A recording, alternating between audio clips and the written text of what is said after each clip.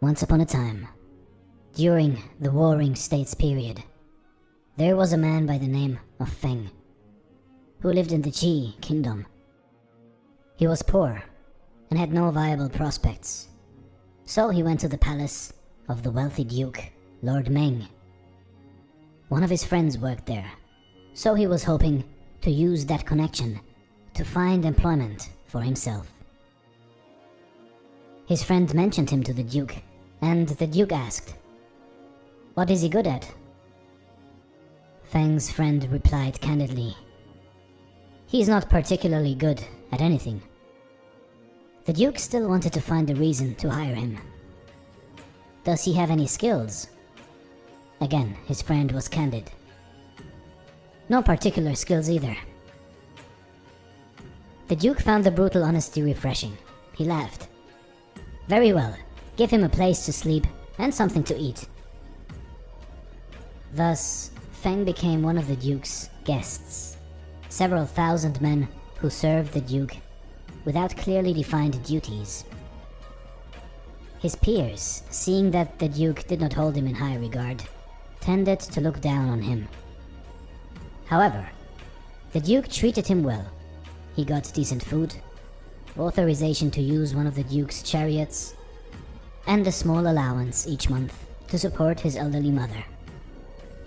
One day, the duke posted a sign for all to see, asking for a volunteer. There was a remote region in the duke's territory called Zhu. The people of Zhu were in debt to the duke from years ago. The duke wanted someone who could keep track of numbers accurately to go there and collect the debts. Feng stepped forward and volunteered. The duke, in his usual courteous manner, said to Feng, "I have been so busy with the exhausting and confusing affairs of the state that I haven't had the time to work on this. Would you mind traveling to the Zhu region as my representative and collect the loan payments on my behalf?" Feng formally accepted the task and began to prepare for the trip. He needed to take the loan documents as well as a few guards with him. When he was done with his preparations, he reported back to the duke. "Your Grace," he bowed, "after I collect the money on your behalf, what would you like me to purchase and bring back for you?" The duke could not think of anything, so he said, "Take a look around the palace. Whatever you see I need but do not have, that is what you should get for me." After a long trip, Feng arrived at the Zhu region. He had the guards round up the villagers to go over the loan documents one by one. The villagers were quite poor, but they all knew the payments were long overdue, so they had no choice. Feng could tell it was difficult for them. He looked at them and saw anxious and worried expressions. Most of them had very little, and some had nothing at all. Feng collected what he could and checked against the ledger. Then he stood up and announced, "By order of the Duke, I am authorized to return the loan payments back to you, effective immediately." The villagers were stunned as Feng gave them back the money that was paid only a moment ago. None of them had ever seen or heard of anything like this. Then they were even more surprised. Feng gathered up all the loan documents and set them on fire. This was better than the Duke granting them an extension to pay back the loan. The burning pile meant the Duke was actually writing off the loans, thus clearing the debts. They cheered loudly. As the fire burned, they chanted, "Long live the Duke! Long live the Duke!" So Feng returned to the palace and reported to the Duke.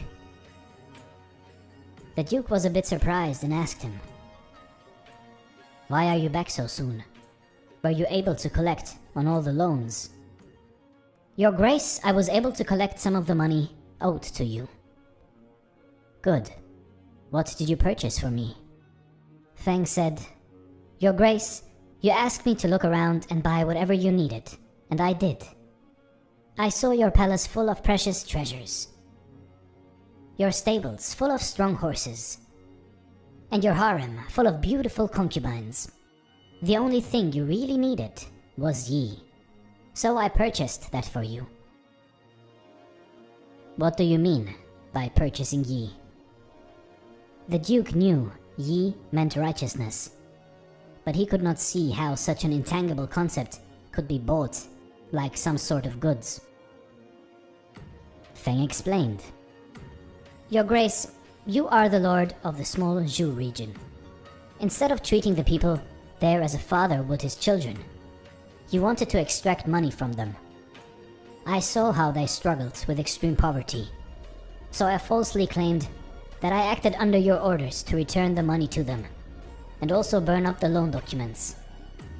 In response, they cheered and chanted your name. That is how I purchased Yi for you. The Duke was not happy to hear this. Although he was very wealthy and did not really need the money, he was expecting to get something. But now he had nothing.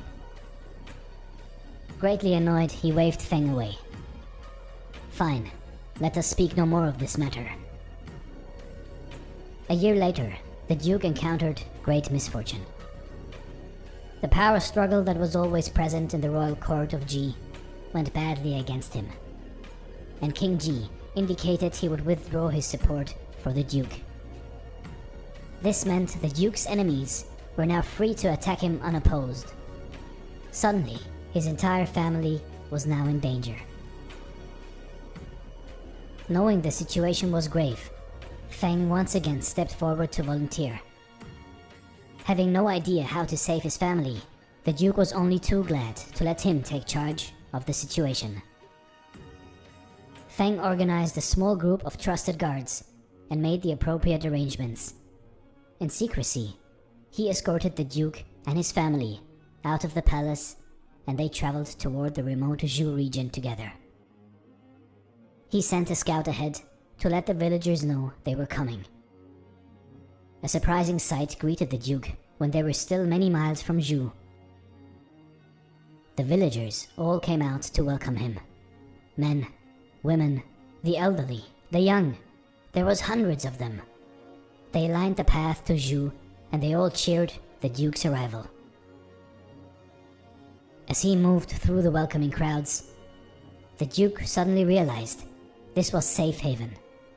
The villagers had already set up a secure place where he and his family could stay. He knew they would protect him by not revealing his whereabouts to anyone, especially the spies of his enemies. Finally, after days of facing what he thought was certain doom, he could now breathe a sigh of relief. He turned to Feng and said, Sir, this sea that you purchased for me, today I see it with my own eyes.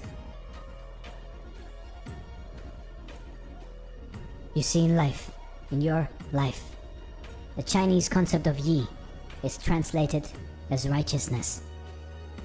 However, Yi means more than that. It isn't just about being righteous. It is also about doing the right thing in the right way and for the right reasons. The virtue of Yi requires no special knowledge, talent, or skill. Instead, you can collect some good karma, for in one day, when you will need it desperately, you will get it back in return. Thanks for watching.